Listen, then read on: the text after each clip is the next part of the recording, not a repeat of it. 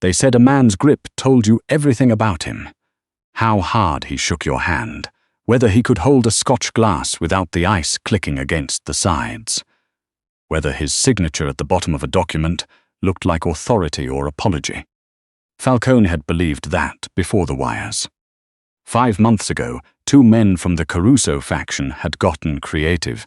They hadn't used bullets or blades. They'd used a car battery, bare copper wire, and 40 minutes of uninterrupted time in a warehouse on the south end of the port. He'd survived. The 2 men hadn't. But the nerves in his hands had taken the damage, and nerve damage, his doctor had quietly informed him, wasn't always something you healed from. Sometimes it just was. Now the most feared man on the eastern corridor couldn't hold a full dinner plate without it tilting. The organization didn't know. Or rather, they suspected, and they were collectively deciding whether the suspicion was worth acting on. Falcone had spent 30 years learning to read a room, and he could read this one perfectly. The careful way his lieutenants kept their eyes slightly too far left during meetings, the fractional hesitations before they handed him anything, the way nobody left paperwork directly at the edge of his desk anymore. They were watching his hands, so he'd stopped letting anyone see them. He ate alone now, always. He'd dismissed the private chef, locked the kitchen from 10 at night until 6 in the morning, and managed on whatever he could handle without spectacle. Bread, soft cheese, things that required no knife.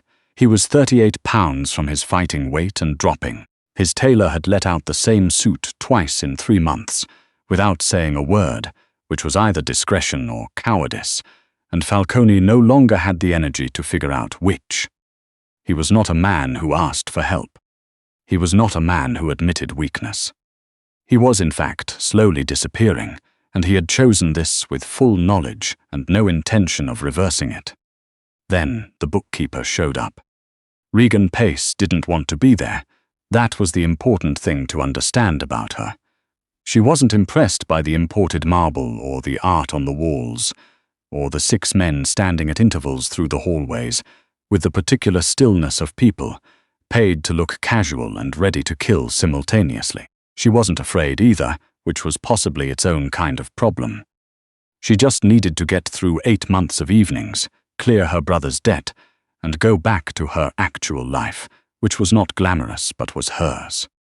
Sean had racked up $60,000 in losses at a card game he had no business attending with money he didn't have. Then he'd disappeared to Portland and left Regan with the math. The math was simple.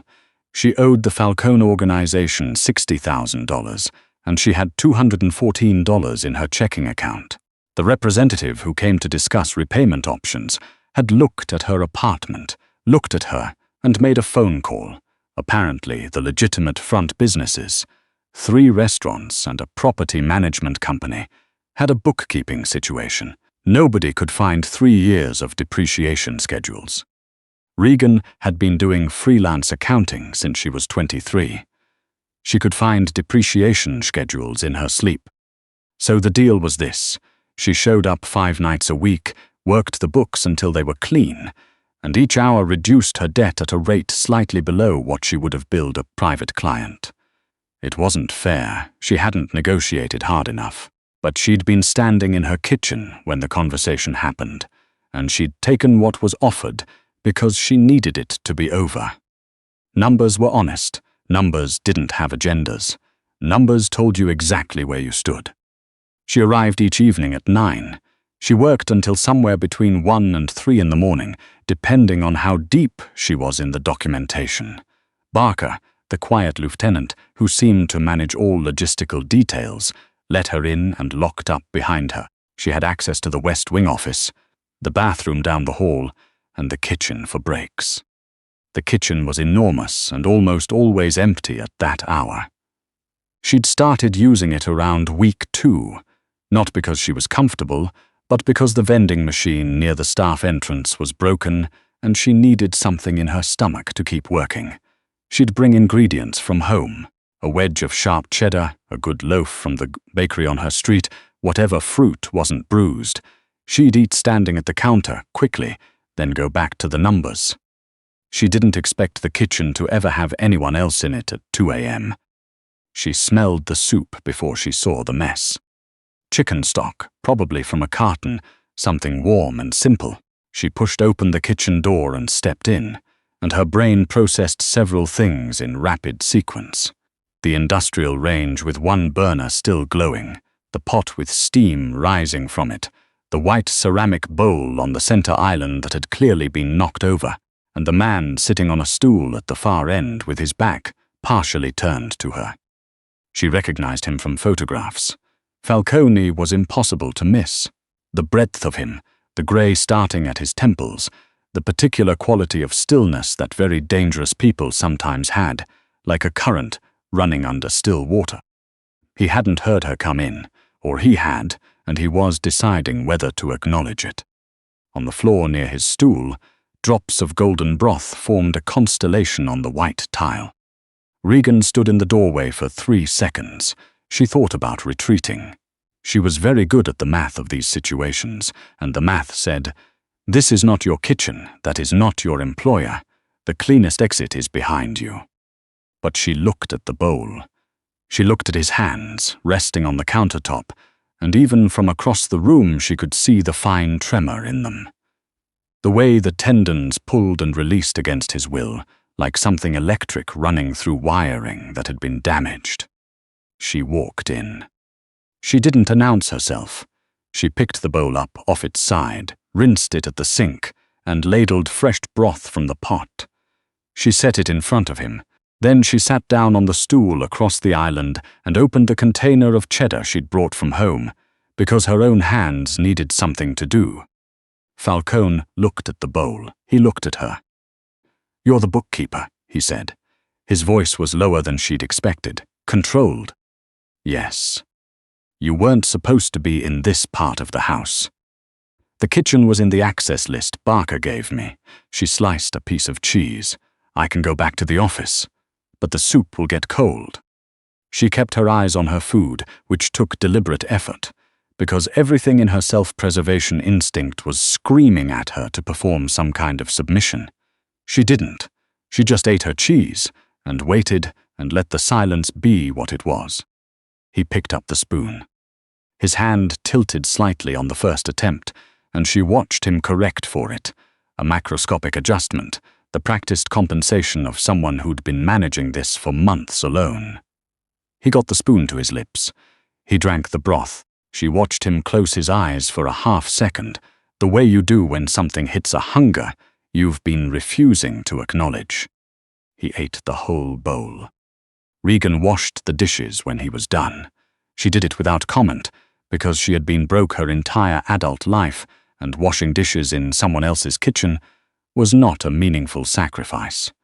When she turned around, Falcone was watching her with an expression she couldn't fully read.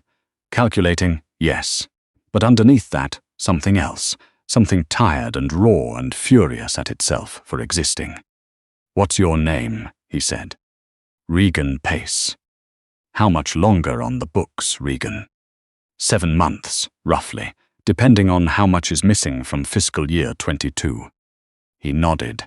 He stood up, buttoned his jacket with the careful, slightly too deliberate motion of a man compensating, and walked out of the kitchen without another word. She stared at the empty doorway for a moment. Then she went back to the numbers.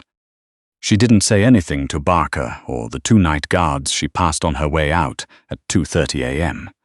She went home, slept 4 hours, freelanced 2 accounting jobs in the morning, and came back the following evening like nothing had happened. The kitchen was empty at her usual break time. She made herself a cup of tea. At 1:15 a.m., the door opened. Falcone walked in. He sat down at the far end of the island without preamble, and Regan looked at him once, then looked at her book. "There's nothing to eat in here," he said. "There's chicken stock in the second shelf of the fridge. I saw it this morning when I got water." Silence. "I don't need you to." "I'm not offering," Regan said. "I'm telling you where the stock is." Another silence. Then she heard him at the range, and she looked up. He was holding a stock pot, and she could see the problem immediately. It was too heavy, too wide, and the handle was at a bad angle for the way he was compensating. She got up. She took the pot from him without making it into a thing, found the smaller saucepan in the cabinet below, and set it on the burner. She poured the stock in. She stepped back. He stood next to her and watched the broth heat. Neither of them spoke. The kitchen was quiet the way expensive houses were quiet. Insulated, sealed, a different kind of silence than the city outside. "The property management company," he said finally. 2022. Missing 2/4 of expense reports. "I can reconstruct it from bank statements, but it's going to show a gap that'll look like someone was skimming. Someone was skimming. Then I need to know which account it went to, or the reconstruction flags the same problem twice," he told her. Calmly, the way you'd tell your actual accountant about a line item discrepancy. She filed it away and handed him a plain ceramic mug instead of a bowl, because it had a handle and the handle had better geometry for his grip. He looked at the mug. He looked at her. "You noticed," he said. "I work with numbers. I notice when something doesn't add up." "And what's your conclusion?" Regan considered carefully. "That you're managing it. That you've been managing it alone for months, which is why the soup ended up on the floor." She kept her voice level. "Not kind, not clinical, just honest, and that a mug is more practical than a bowl." He drank the broth, standing at the counter. He didn't sit. She thought that was probably intentional. It gave him an exit he could take without ceremony. When he was done, he set the mug in the sink. "Tomorrow," he said, "there are specific things I need to eat. My doctor has a list." "I'm not a cook." "You're here, and you can follow a list. I have accounting work to finish." "The debt," Falcone said, and his tone shifted in a way that was perfectly courteous and completely unmistakable, "adjusts to the arrangement." Regan thought about Sean in Portland, presumably safe, definitely oblivious. She thought about the $60,000. She thought about the 7 months she'd calculated.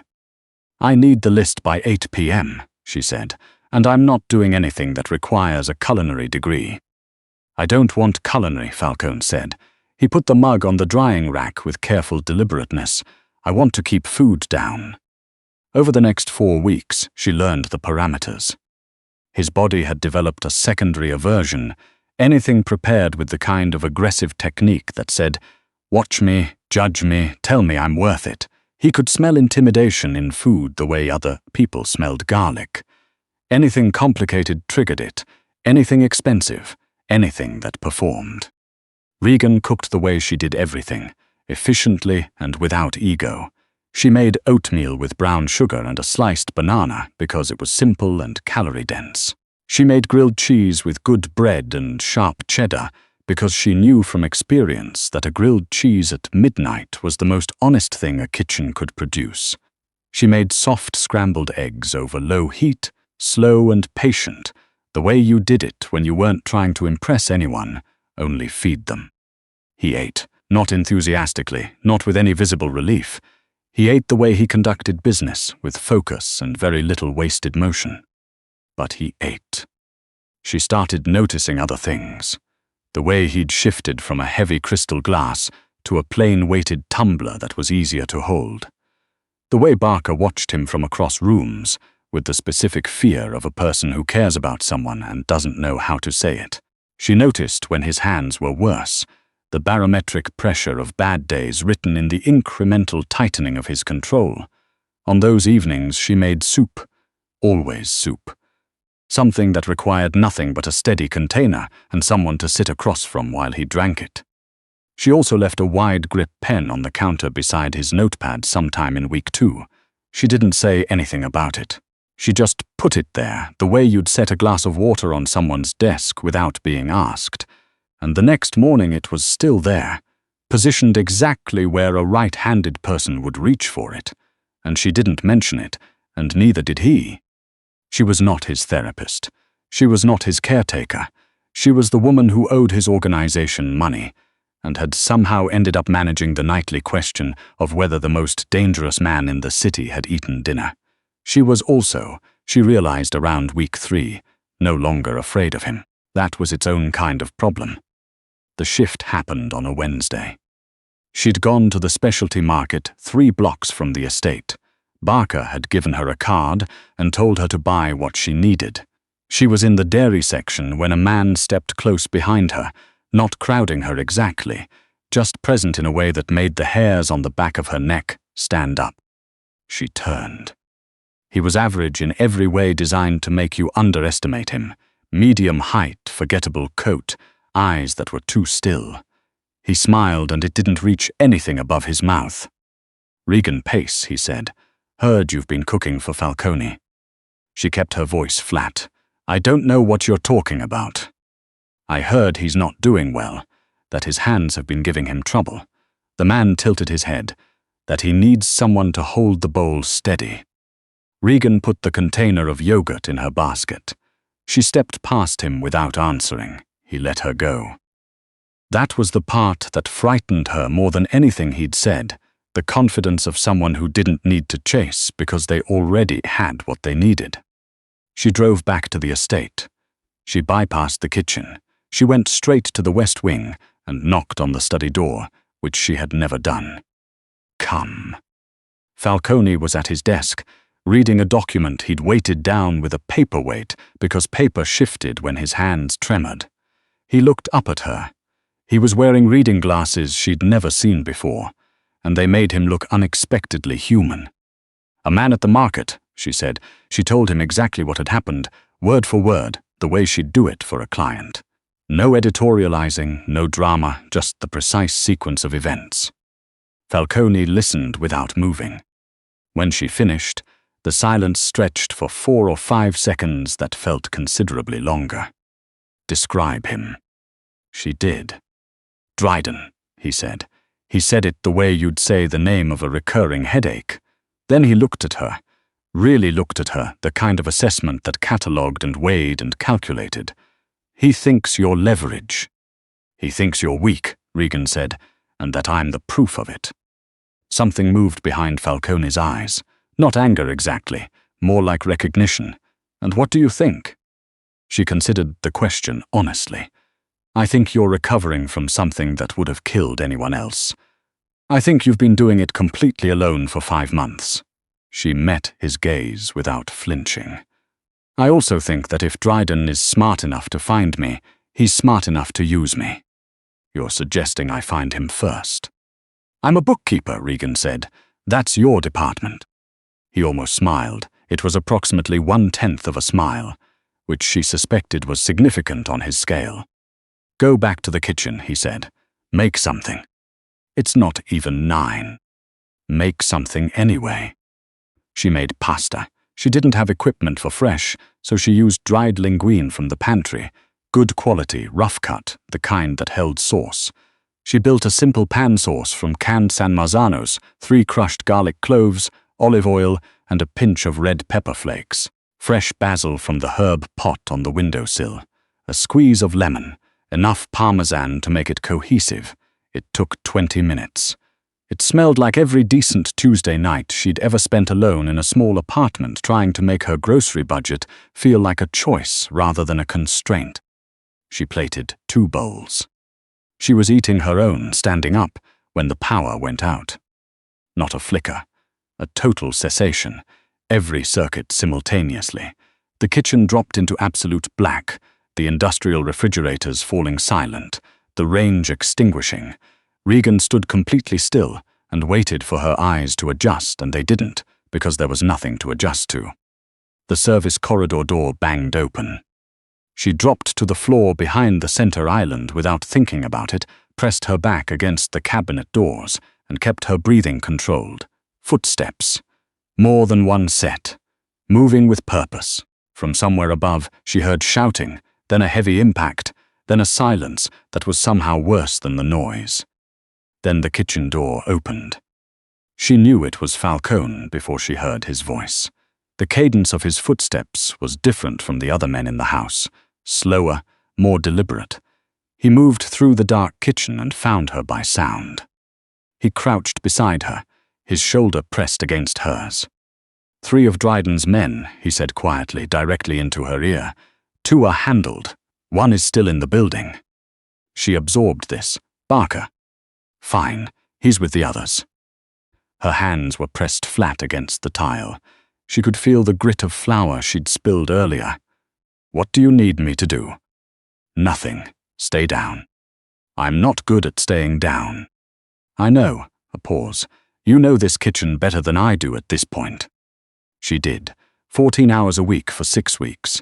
She knew where every pan was, which drawer stuck, which cabinet held the deadweight cast iron in the back. East cabinet, she said, below the range. Cast iron Dutch oven, back left. It's about 20 pounds.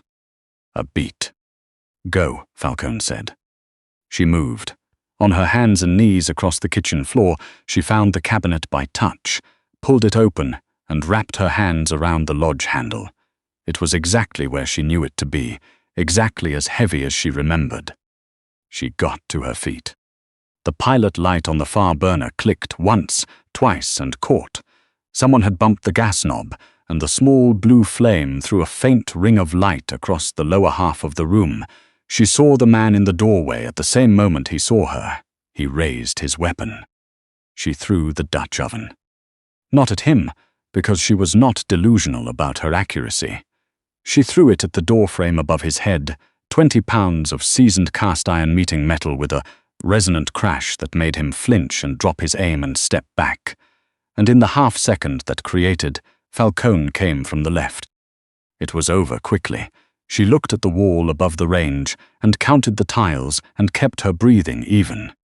When the noise stopped, Falcone's voice came from close behind her. Regan. I'm fine. You're bleeding. She looked down. A tile shard had caught the back of her left hand. It wasn't deep. It was barely anything. It's nothing. He took her hand anyway. He turned it toward the blue flame and examined the cut with the focused attention he gave account ledgers, then pressed his thumb against it to slow the bleeding. His hands were tremoring slightly. The adrenaline, she thought, but his grip was firm. Present. You could have run, he said. The Dutch oven was already in my hands. Regan. She looked up at him. In the flickering pilot light, he looked like something from a different century. The scar across his jaw she hadn't noticed before. The grey at his temples. The dark eyes that had been calculating the geometry of danger for 30 years, and were currently calculating her. You could have used me to negotiate, he said. Told Dryden what he wanted. Walked out of here with your debt cleared and your name off every list. I know. Why didn't you? The answer was simple. She'd known it for weeks without putting words to it. Because you've been eating breakfast, she said. Because you drank all the soup. Because you're still here, and you shouldn't have to do that alone. He stared at her. He looked, she thought, like a man who had been handed something he didn't know the name for. The lights came back on, the generator, or Barker restoring the circuit. The kitchen flooded with fluorescent light, and both of them blinked against it. The Dutch oven was on the floor. There were scuff marks near the door. The pasta in both bowls had gone cold. Falcone let go of her hand. He walked to the sink and ran cold water and stood with his back to her for a moment, bracing against the basin. The debt, he said. Yes. It's cleared as of tonight. Regan looked at the bowls of cold pasta. She thought about her apartment, her regular clients, the life that had been waiting for her to return to it. She thought about the 7 months she'd calculated, and the 6 weeks she'd spent in this kitchen. Okay, she said. She picked up both bowls and put them on the range to warm. She added a splash of pasta water to loosen the sauce. She grated fresh parmesan directly into the bowls, because the adrenaline was still metabolizing through her system, and her hands needed something honest to do. She set one bowl in front of him. He turned from the sink. He looked at it. He looked at her. You're still here, he said. The pasta was already made. She sat down at her usual stool. It would be a waste. He sat across from her. He picked up a fork. She'd found him the wide grip ones from the back of the utensil drawer in week 2 and quietly replaced all the others. And he ate. She ate too. The kitchen was warm from the range and smelled of garlic and basil, and outside she could hear the muffled sounds of Barker dealing with the situation in whatever way Barker dealt with situations. "My first name," Falcone said halfway through his bowl, "is Raphael." She hadn't known. None of the documents she'd worked on used it. "Regan," she said, because she'd already told him, but it felt like a different kind of introduction. He nodded. He ate the rest of his pasta. He drank a full glass of water, slowly and deliberately, because hydration was on the doctor's list. And she had been quietly making sure the glass was always full and always the weighted tumbler with the good handle, and she had never once said a word about it. When the bowl was empty, he set his fork down and rested his forearms on the counter. His hands were still. The way they sometimes got at the end of a meal when the worst of the day had metabolized and his nervous system had nothing left to fight. "The arrangement," he said. "The debt is cleared, you said so." "The arrangement," he said again, "is separate from the debt." She looked at him across the island. The flour was still on the countertop from the pasta she'd made earlier. The Dutch oven was still on the floor. The fluorescent light was doing no favors to either of them, and they were both tired, and somewhere above them the night was being sorted into before and after. "I have my own clients," Regan said. "I have a lease. I have a life I need to get back to." "Yes." "I'm not a cook." "No. And I'm not going to pretend the last 6 weeks were just a financial arrangement." Something shifted in his face, just slightly. The kind of movement that would be invisible to anyone who hadn't spent 6 weeks watching him eat in fluorescent light and learning to read the difference between the face he showed the world and the one he had when he thought nobody was watching. "No," he said quietly, "neither am I." Regan looked at the empty bowl. She thought about the first night, the spilled soup, the careful way he'd corrected for the tilting spoon, what it must have cost him every day for 5 months to keep that much from showing. To eat alone and badly rather than let anyone see the thing the wires had done. She thought about how he'd never once thanked her for not making it into something. "I'll come back Thursday," she said, "not for the debt." He didn't say anything for a moment. "There's a farmer's market on 5th, he said finally, "on Thursdays." "I know it. The parmesan I keep buying isn't right. The texture is wrong for the sauce." "I noticed that too. You'd know better than I would what to look for." Regan almost smiled. She reached across the island and pushed the notepad toward him. He picked up the wide-grip pen, the $3 drugstore pen she'd left there in week 2 without a word, just placed it next to the notepad as if it had always lived there, and he wrote. His handwriting was deliberate and precise and slightly larger than it used to be, she suspected, and it was entirely his. He slid the list across to her. She read it: Parmesan, good bread, fresh herbs, real butter. The ordinary architecture of a life someone was building back toward. She folded it and put it in her jacket pocket. She washed the 2 bowls and dried them and put them back where they lived in the cabinet above the range. She turned off the burners. She hung her apron on the hook by the door. "Thursday," she said. "Thursday," Raphael Falcone agreed. She walked out of the kitchen. Her hands weren't shaking. Outside, the city was doing what cities did in the middle of the night, moving, indifferent, full of people who didn't know what had just happened in a kitchen on the north end of a private estate. She got in her car and sat for a moment with her hands on the wheel, thinking about the list in her pocket and the way his hands had been still at the end. Some things were not healed. Some things were just managed, day by day, meal by meal, one honest act at a time. She started the car and drove home.